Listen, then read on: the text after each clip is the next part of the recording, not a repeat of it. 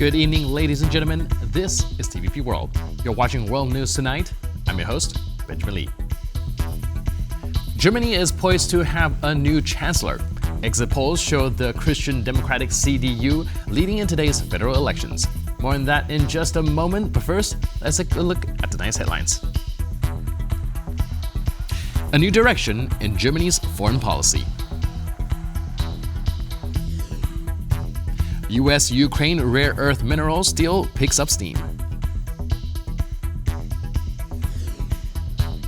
European leaders gather for a high-stakes summit on Ukraine and security. Conservative leader Friedrich Merz says there is, quote, no time to waste in forming a new government. His party appears set to become the strongest force following Sunday's exit polls in Germany. Meanwhile, the far-right AfD looks to be securing second place.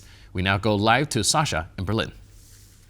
Sasha, you're at the CDU headquarters. What's the mood there right now, and what can you tell us about the latest exit polls? Yeah, there. Good evening, Ben. Now, you can probably hear it's a very loud environment here. It's absolutely packed. Now, we're, as you said, CDU headquarters in Berlin, and the mood is one of celebration. Let's just give you a few of those exit polls. The latest one just about 20 minutes ago. Remember, this is not final. These are exit polls. But we have seen now the CDU and CSU, their sister party in Bavaria, reaching a 28.5, almost 29%. Now, there's still votes to count, but that makes them currently in the lead. Now, also looking, as you said, the AfD at about 20.1% of the exit polls right now. The SPD 16.3, one of their worst, actually. That's Olaf Scholz's party in their history, and he's conceded that as well in a speech earlier. Then we have the Greens at about 12.4, the FDP and the BSW. Now, these parties need to reach 5%. Now, the FDP, who were in the former coalition, are hovering around 4.9, and BSW also around that threshold. So we're still going to wait if they make it into the German Bundestag right now. And then the left at about almost 9%. Now, these will change again. But what's clear here is that with this result right now, or the exit polls show that Friedrich Merz very much is in control. He's very confident. Let's hear what he had to say here to supporters, and also Alice Weidel for the AfD. We have achieved a historical result. We have never been stronger in the federal government. We have become the second strongest force as the alternative for Germany, and we have now firmly established ourselves as a people's party. All of us together, all of you together, run a fantastic election campaign all together, and I would like to thank you very much for that. It was so much fun. It was great. I say to our voters, thank you very much for the trust you have placed in us and in me personally. I am aware of the responsibility. I am also aware of the scale of the task that now lies ahead of us. I face it with the greatest respect, and I know it will not be easy. The most important thing is to re-establish a government in Germany that is capable of acting as quickly as possible with a good parliamentary majority. Because, dear friends, the world out there is not waiting for us, nor is it waiting for lengthy coalition talks and negotiations. We must now quickly regain our ability to act so that we can do the right thing at home, that we are present in Europe again, that is perceived around the world that Germany is being governed reliably again, and this is what the Union stands for. So there we have it. Now, one thing that is now needs to be happening in the next few days, and you heard from Friedrich Merz, who will likely be the new chancellor, that things need to move quickly. He wants a coalition. We're still going to have to wait who that coalition partner will be. Now, by themselves, they can't rule alone. What we have on data right now is they're hovering about that, as we said, 30%. We're looking at different coalition partners. It looks like there could be potentially three parties. So could that be maybe the CDU plus the SPD, maybe the Greens? There looks to be the math with the AfD, but at this point, every single major party has ruled out any type of coalition with the far-right AfD at this point, although Alice Weidel has stretched out her hand for negotiation, but this is something that all the major parties have ruled out. Now, it matters that things are done quickly. We heard that in Mr. Merz while he was here earlier, cheering on supporters. There's much planned. It's a celebratory mood here, very much the result that people were expecting, so the polls were not off on that case. Now, we'll have those final results, again, more polls later on in the evening. The federal committees for the elections will make probably a speech announcement later tonight.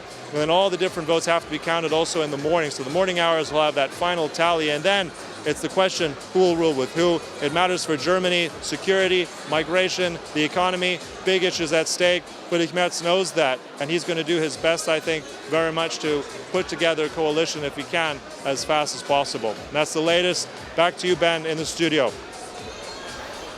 Thank you so much, Farbach. And like you mentioned, a lot is at stake, and we'll see how the final tally result in. In the meantime, thank you so much. Appreciate it. Germany's parliamentary elections are shaping the country's next government. The new chancellor will face major challenges, not just at home, but across Europe. Michiel van Blommestein looked at the course Friedrich Merz plans to set for the EU's most populous nation. It has now been all but confirmed. Friedrich Merz will become Germany's next chancellor. That will make him one of the most consequential voices on the continent. We of the CDU-CSU, the Union, we have won these elections of 2025. The German economy has been shrinking, but it remains by far the largest in the EU. With a population of 84 million, Germany plays a dominant role in the heart of Europe. Merz has promised to forge a new German-Polish friendship treaty, as well as improve ties with France. While current Chancellor Olaf Scholz has espoused similar rhetoric, Germany under his leadership didn't make itself popular among its neighbours or other European partners. Thun Nguyen of the Jacques Delors Centre says. A lot of decisions at European level were blocked at the last minute because the coalition in Germany at domestic level could not come to agreement, and that then had repercussions at the European level.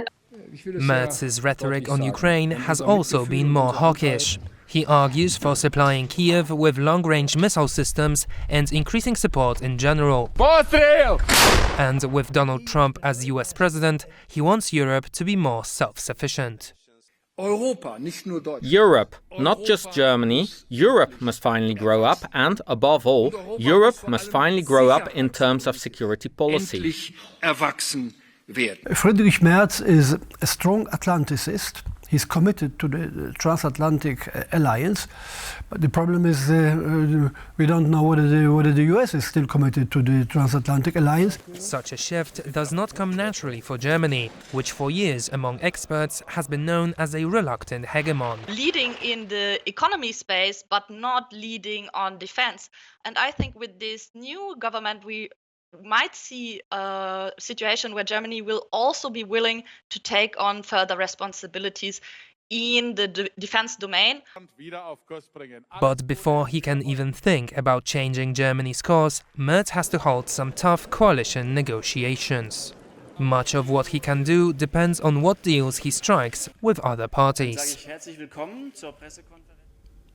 President Volodymyr Zelenskyy says he is ready to step down if that's what it takes to secure peace in Ukraine.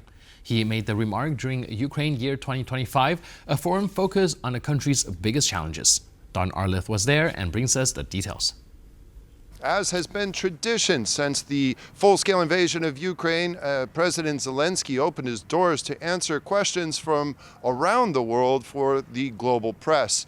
We were at the event, and of course the beginning, the first probably half hour of questions was really dedicated to this rare earth and minerals deal that the United States is trying to press Ukraine on to sign. And of course he addressed all the concerns that he currently has with this agreement. It had earlier been rumored that he was going to sign it within hours. However, we know now that is simply not the case.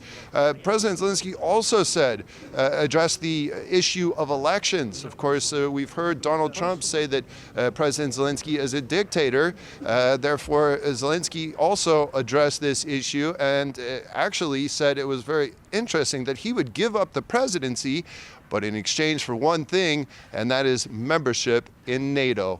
Let's hear what he said. If it's about peace in Ukraine and you really want me to leave my position, I am ready to do that in exchange for peace. Secondly, I can exchange it for NATO membership if there is such an opportunity. I will do it immediately, without a long conversation about it. I am focused on Ukraine's security today and not in 20 years. I don't plan to be in power for decades. Therefore, that's my aim and my dream. What do I want from Donald Trump? I think that if we support and believe what he is saying, then I want the same as he wants to end the war as soon as possible. We have the same views here, and I truly believe that he wants and will help us to end this war, but peace through force means that this force should be directed towards Russia. I think that's what the expression peace through force means. We are partners, and I want him to be on our side. I don't want just mediation, because I think it's not enough. And of course, you heard a diplomatic statement of, there were lots of questions, of course, about Donald Trump, about the relationship there. But there was also a moment of facetiousness, if you will, when a reporter asked about President Zelensky's relationship with Donald Trump and how he could improve it. And of course, you can see. My relationship with President Trump? It's never was in such best way. Can you improve it? Can you mend it, you think? No, I think we have, our countries, first of all, our countries have strategic relationship and we are partners. And I think it's not in our rights, like presidents, to lose partnership between our countries. Now, tomorrow here in Ukraine, most, if not the entire European Commission is expected to be here. There are also several events commemorating the 3 years of full-scale war here in Ukraine, and of course the events that took place in Irpin and in Bucha. Canadian Prime Minister Justin Trudeau will also come to Kyiv. Reporting from Kyiv, Don Arleth, TVP World.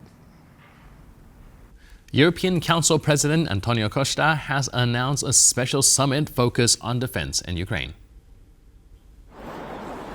Costa posted on X that the summit is set for March 6th.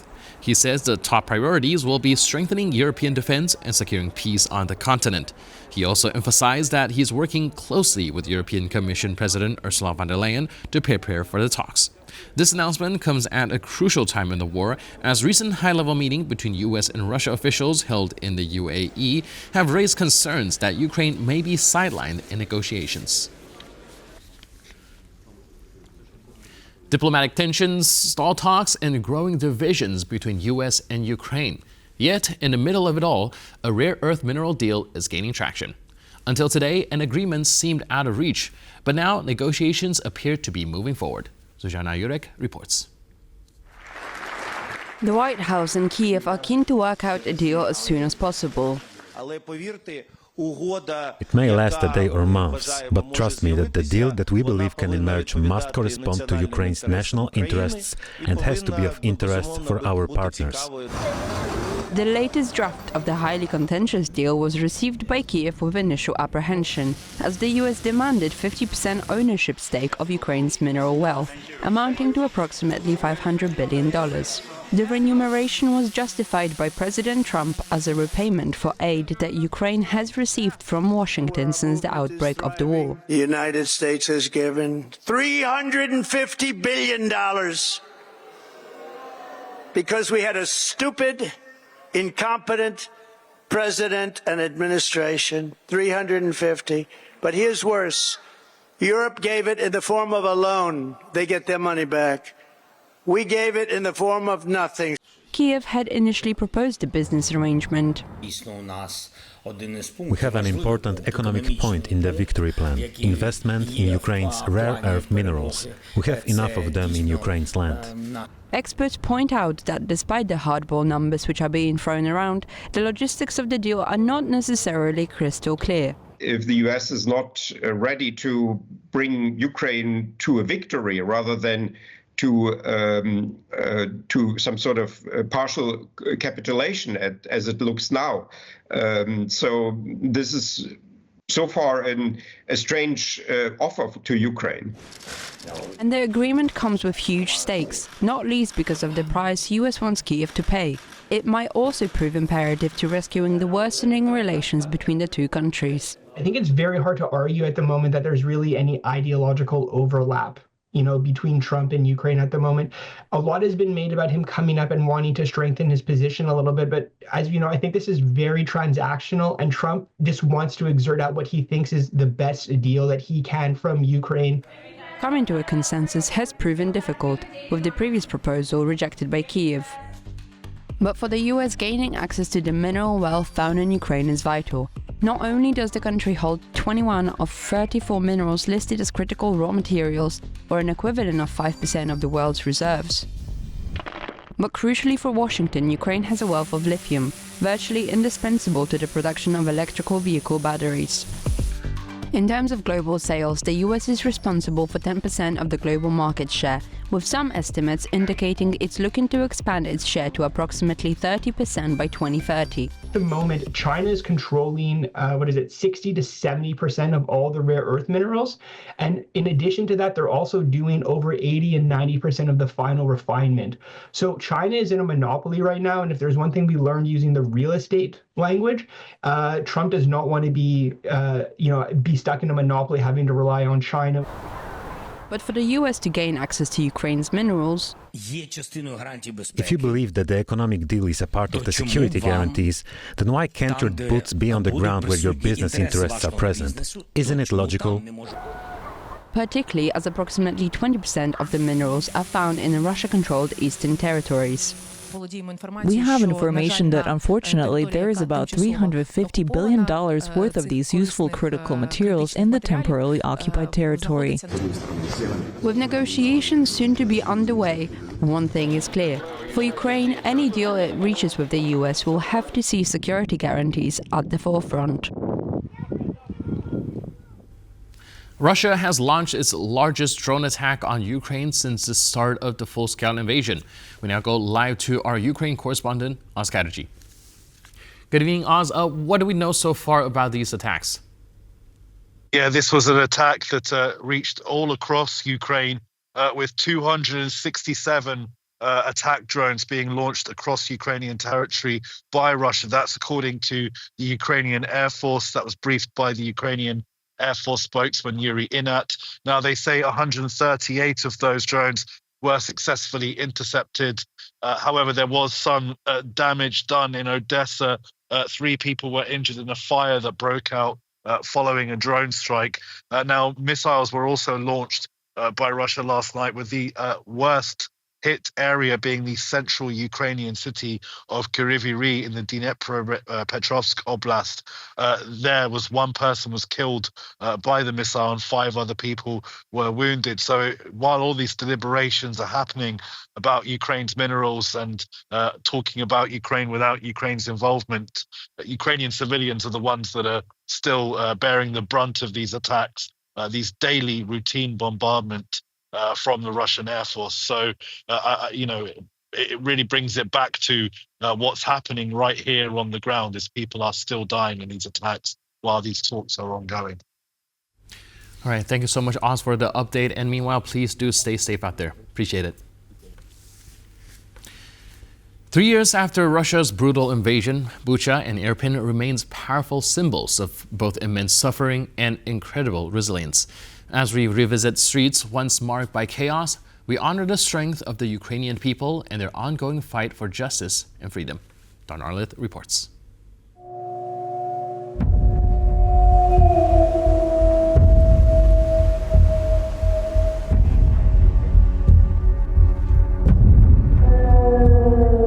This is the road from Kiev to Bucha and Irpin, places that are both symbols of unimaginable pain and staunch resistance when Russia launched the full-scale invasion of Ukraine exactly 3 years ago.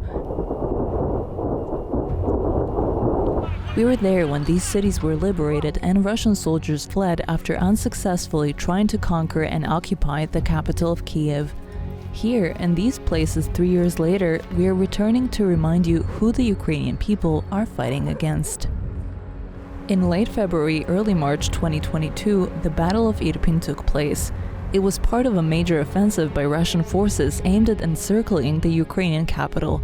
Throughout the first week of March, heavy street fighting took place for control of the city. This is one such site.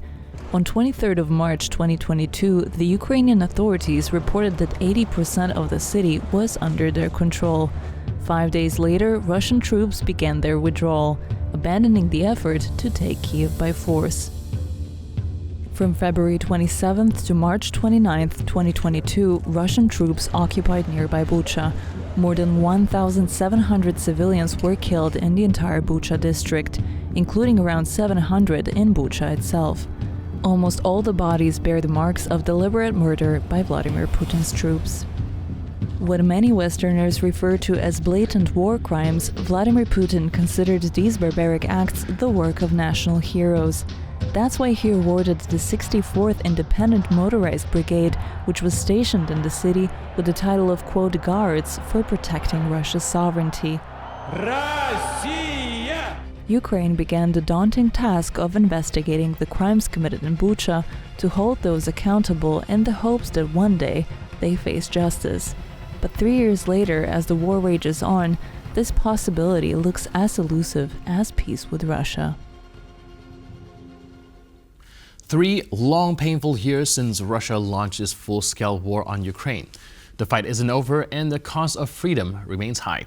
In Warsaw, a commemoration event, the Ukrainian hub, brought people together to remember those lost and those still fighting. Our reporter Anastasia Yanchenko was there and has more. Dear Dad, thank you for protecting Ukraine. You're the strongest and the best. These are the words of 11-year-old Enea. She is writing a letter to her father, who has been on the front line for 3 years now. Next to her, other children are doing the same, writing to their loved ones, hoping that soon they will be reunited. Occupation no more! For the 3rd year in a row, millions of Ukrainians worldwide gathered to honor the victims of the war and to remind the world that it is far from over. The commemoration event in Warsaw began with a minute of silence and a prayer. Then, the Ukrainian national anthem echoed through the hall. It carried a special weight, heard by those who were forced to flee their homes, those who lost someone, those who lost everything. Warsaw's Ukraine hub was more than just a place of remembrance. It was where the stories of resilience and struggle were told, where the nation unites despite being far from home. We, as a nation, proved to be active, proved to be an example for others, and for sure Ukraine will survive this war and will be victorious. Among those present was Margarita, a war photographer. She first traveled to the front in 2014, and since then her camera has captured the raw, brutal reality of war. Her images have traveled the world, showing the truth that many would rather not see. I remember when I went on my first field shoot and met a little boy. It was in Donetsk region, and the boy gave me a piece of a rocket. I started crying and will remember him for the rest of my life.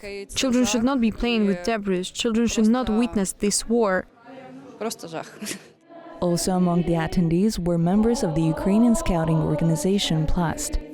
They support Ukrainian families worldwide, especially those whose parents are on the front lines. Lubomir is one of those children. His father is currently fighting at the front. The organization has also felt the pain of loss. On the walls are portraits of their fallen members, including those as young as 16. We are family to each other. Our friends are dying. A year ago, we arrived with 50 portraits, and today there are already 75. In 1 year, 25 of our close colleagues have been killed, but we remember them and are proud of them. On days like this, Ukrainians feel more united than ever. While negotiations are discussed in distant offices, here, in this space, no one has illusions. Here, they know exactly what the cost of independence is.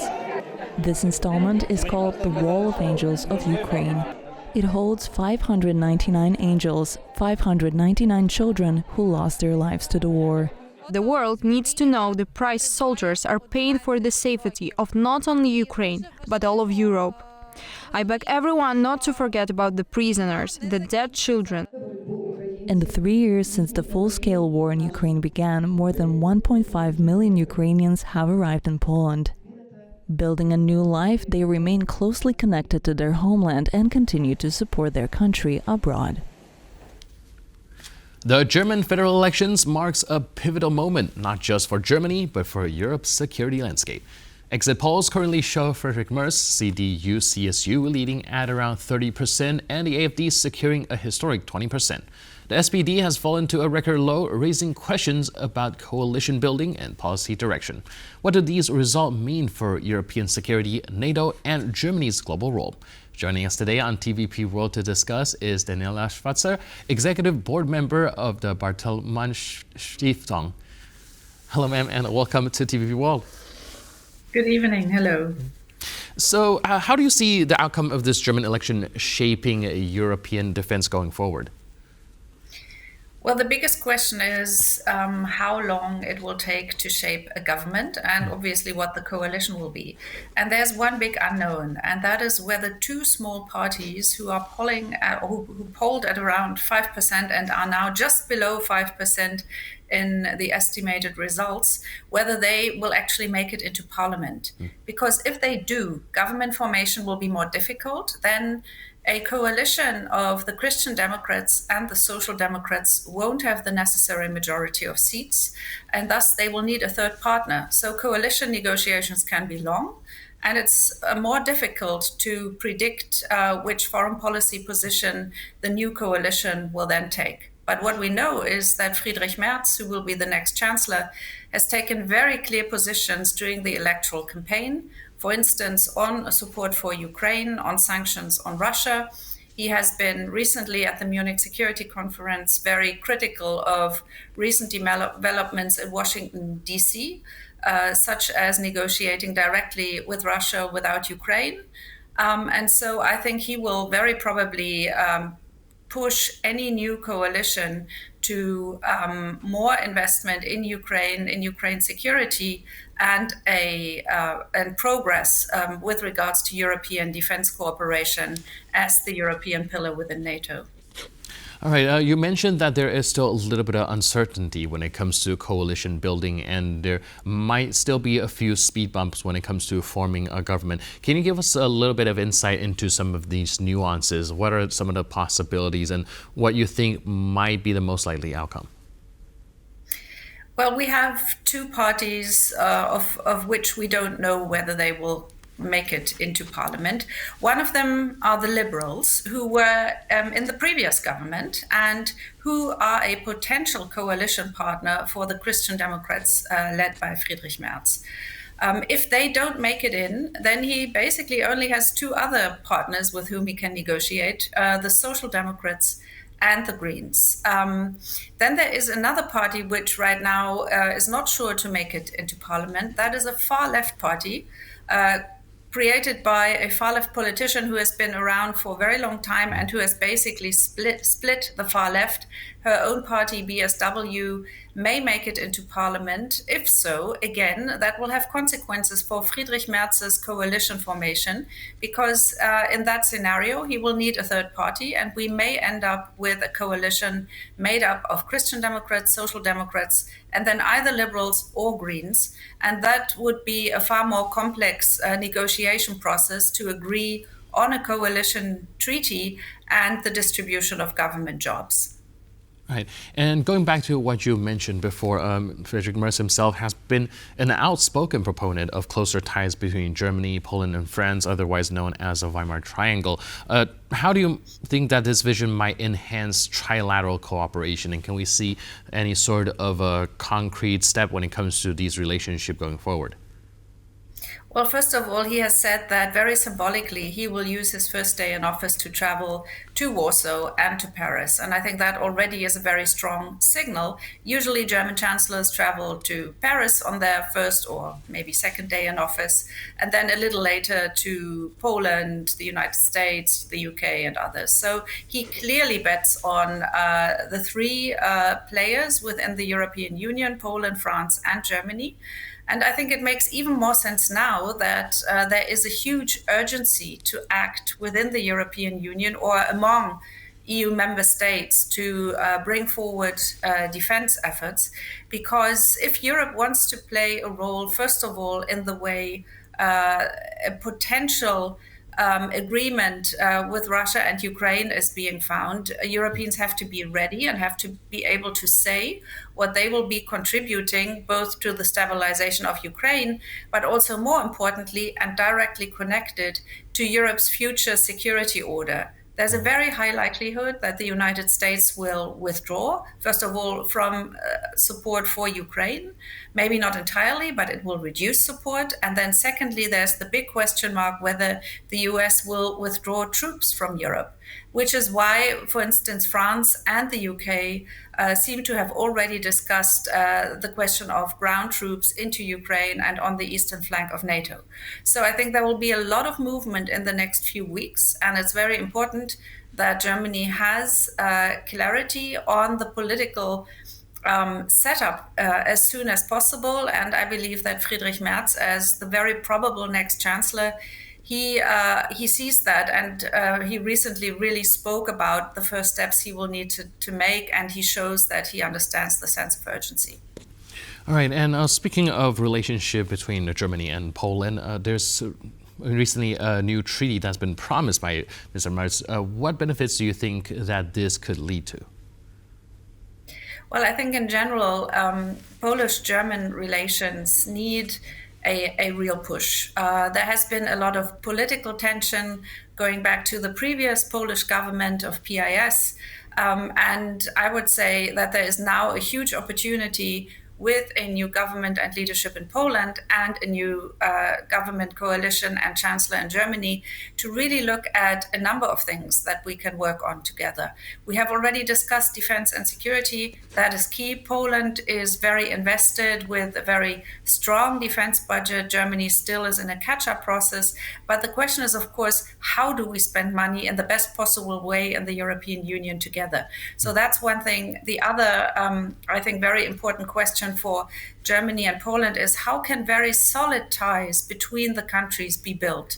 And Germany has a very, very long, decade-old tradition of really building close ties and building even societal ties, city ties, economic ties with France. And I think the moment is now to look into German-Polish relations and ask ourselves together, what is the most beneficial way forward to increase mobility, to increase cooperation, to increase mutual understanding? And that also includes, of course, the question of how we deal with history, which always pushes back onto the Polish agenda in a way that it no longer happens in Franco-German relations. So I think this work of remembering together, of discussing what was in the past and where we go together in the future, there's still a lot to do. And that is not only a question for policymakers, but it needs to go deep down in society, into youth meeting, into school exchanges, students traveling across borders. So there are very many things we can do in the bilateral relationship below the level of high politics, where security, defense, economic security, and European integration, of course, on the government level will also play a very important role. All right. And going back to the Ukraine topic, we do know, like you mentioned before, Mr. Friedrich Merz is a very strong proponent of support for Ukraine. But with the peace talk on the horizon, and there's still a lot of uncertainty, do you think that if the United States force Ukraine into a deal that is fundamentally flawed or is not as favorable to Ukraine, do you think Germany will be ready to accept that sort of deal? Well, it's up to Ukraine to accept that deal. It's not up to Germany. But the question, of course, is what happens if either Ukraine accepts a deal, which and I wouldn't isolate Germany here. I think Poland will also have a very detailed view on what kind of deal is good and how could it be supported. I think Europeans will have to stand together then, because it's very likely that any deal will not have a strong security support from the US side. And given the fact that Vladimir Putin has not given up his his aims in the war on Ukraine. He has a very expansionist view. He's a very aggressive leader in Russia. So security, even if there is a deal, security and also deterrence remains high on the European agenda. And this is why I think any Ukraine deal that the Ukrainian government accepts from the German and the European perspective has to be seen in a wider context of the new European security order. And that's where the dialogue between European partners becomes so essential, because we as Europeans will have to play a stronger role than in the past of stabilizing our continent and really ensuring that this new emerging security order holds. And that means more investment into defense, and also a really serious question for all Europeans together, at least the NATO members: how do we secure the eastern flank of our defense alliance if the US either withdraw or reduce their commitment? Right. And looking at the exit poll, one of the numbers that do bring up some attention is German Chancellor Olaf Scholz's SPD party taking essentially what is considered a nosedive. Do you think that he will have to resign after this? Well, he has already said that he would not be personally part of a government that he doesn't lead. So he's not a candidate for any ministerial office. Other than that, there's really not much he can step down from, because he is not the party leader of the Social Democrats. There are two party leaders who tonight at least have not signaled in any way that they would step down. But of course, this is the question the party will have to answer in the days to come. When Olaf Scholz withdraws, which he will likely, he's still the caretaker chancellor until a new government is in place, but he said he will play no future role. So it's very likely that the two party co-chairs, that they are the ones who will guide the party into coalition negotiations. And there's also a very strong politician who is probably quite well known also in Poland, our defense minister, Boris Pistorius. He's a social democrat, and he's actually the most liked politician in Germany. So although he has no party office, he will surely play a role in the next weeks to come, and is likely also a member of the next German government. Right. And here's a topic that I would like to pick your brains on. Observing the phenomenon where, United States' Elon Musk as well as J.D. Vance essentially put their faith in the AfD party, backing them up. But throughout these past couple of weeks, the polling number for the party seems relatively stable, and the exit polls also showed that these two individuals didn't really sway the voters very much. Is this a litmus test when it comes to American influence in European politics, that perhaps their presence here isn't as influential as many led to believe? Well, the far-right party AfD has polled consistently high for a number of months, maybe not at 20%, as it now turns out to have scored in the elections, but at 18, 19, sometimes 17%, so it has been pretty stable. It has not really visibly benefited from Elon Musk's intervention in the domestic electoral campaign. And he has chosen really to give the party leader, Alice Weidel, a very visible platform, because he interviewed her for long on his platform X, and that has given her access really to very many people. And then J.D. Vance intervened at the Munich Security Conference and criticized basically the mainstream parties in Germany, and again made a case for the far right. And it looks like really people didn't particularly react to that. I think as a democracy, we have to deal with the rise of the far right in a cautious way. We have to understand better why people decide to vote for them.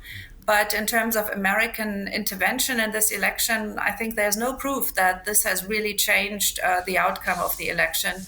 But of course, it is unacceptable to see two people intervene in that way into a democratic election of a partner country and ally, in fact.